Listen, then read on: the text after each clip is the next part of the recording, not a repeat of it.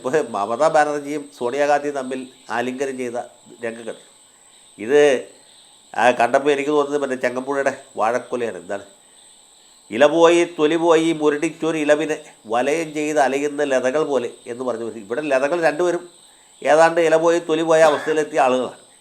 ഒരാൾ രാഷ്ട്രീയമായിട്ടും ഒരാൾ ശാരീരികമായിട്ടും. ഒന്ന് ആലോചിച്ച് നോക്കൂ, ഈ കാഴ്ച എത്ര ദയനീയമാണ്. ഈ പശ്ചിമ ബംഗാളിൽ കഴിഞ്ഞ പാർലമെൻറ്റ് തെരഞ്ഞെടുപ്പിൽ സ്ഥിരമായിട്ട് ബെഹ്റാംപൂർ മണ്ഡലത്തിൽ നിന്ന് ജയിച്ചുകൊണ്ടിരുന്ന ആളാണ് അധീർ രഞ്ജൻ ചൗധരി. കഴിഞ്ഞ കാലാവധി കഴിഞ്ഞ ലോക്സഭയിൽ അദ്ദേഹമായിരുന്നു കോൺഗ്രസിൻ്റെ പാർലമെൻ്ററി പാർട്ടി ലീഡറും തദ്വാര പ്രതിപക്ഷ നേതാവും. ആ മനുഷ്യനെ തോൽപ്പിക്കാൻ വേണ്ടിയിട്ട് മമതാ ബാനർജി ബെഹ്റാംപൂരിൽ എന്താണ് യൂസഫ് പത്താൻ എന്ന് പറഞ്ഞ ഒരു ക്രിക്കറ്റ് കളിക്കാരനെ ഗുജറാത്തിൽ നിന്ന് ഇറക്കുമതി ചെയ്തു എന്നാണ്. എന്നിട്ട് ഇൻറ്റൻസീവായിട്ട് ക്യാമ്പയിൻ ചെയ്ത് അധീർ രഞ്ജൻ ചൗധരിയെ തോൽപ്പിച്ചു. അവരെ സംബന്ധിച്ചിടത്തോളം അധീർ രഞ്ജൻ ചൗധരിയെ രാഷ്ട്രീയമായിട്ട് ഇല്ലായ്മ ചെയ്യലായിരുന്നു ഈ ഫാസിസത്തെ സാമ്രാജ്യത്വത്തെയും BJP ഒക്കെ ചെറുക്കുന്നതിനേക്കാൾ പ്രധാനം. അങ്ങനെ അത്യധ്വാനം ചെയ്ത് അധീർ രഞ്ജൻ ചൗധരിയെ തോൽപ്പിച്ചു എന്ന് കരുതി കൃതാർത്ഥയായ മമതാ ബാനർജിയാണ് ഇപ്പോൾ എന്ത് ചെയ്യുന്നത്, സോണിയാഗാന്ധിയെ ആലിംഗനം ചെയ്ത്. ഇങ്ങനെ ആലിംഗനം ചെയ്തുകൊണ്ട് എന്തെങ്കിലും മാറ്റം ഉണ്ടാകാൻ പോകുന്നുണ്ടോ?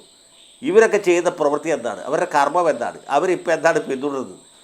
ഇത് തന്നെ ഇപ്പോൾ ഞാൻ TV യിൽ അല്പം മുമ്പ് കണ്ടു. ഇവർ കാളിഘട്ടിൽ എന്താണ് ദർശനത്തിന് പോകും, ആരും മൈൻഡ് ചെയ്യുന്നില്ല. ഒരു പട്ടി കുറുക്കം പോലും മമതാ ബാനർജിയെ മൈൻഡ് ചെയ്യില്ല. അവർ ക്യൂ നിന്ന് സാധാരണ ഭക്തന്മാരെ പോലെ അവിടെ പോയി കൈ തൊടും. അത് കണ്ട് കാളി ദേവി അവിടെ നിന്ന് പരിഹസിച്ച് പുച്ഛിച്ച് ചിരിക്കുന്നുണ്ടോ? ഇതാണ് അവസ്ഥ. മമതാ ബാനർജിക്ക് ഇന്നിപ്പോൾ കൽക്കട്ടയിൽ പട്ടിയുടെ വില പോലുമില്ല. പട്ടികളെ ഞാൻ മോശപ്പെടുത്തി പറയല്ലോ, അതിനേക്കാൾ ധൈര്യമാണ്. ആ അവസ്ഥയിലേക്ക് കാര്യങ്ങളെത്തി. അവരുടെ പാർട്ടിയിലുള്ള ആളുകളൊക്കെ പിരിഞ്ഞു പോയി. അവരുടെ കുഴപ്പം കൊണ്ടല്ല, സത്യം പറയാം. അവരുടെ അനന്തരവൻ ഒരു ചെറുപ്പക്കാരനാണ്. ഇദ്ദേഹമാണ് പാർട്ടിയിലെ കംപ്ലീറ്റ് കാര്യങ്ങൾ കൈകാര്യം ചെയ്തത്. പണം വാങ്ങിയിരുന്നത് പുള്ളിയാണ്. അപ്പോൾ ജനങ്ങൾ മൊത്തമായിട്ട് വെറുത്തു.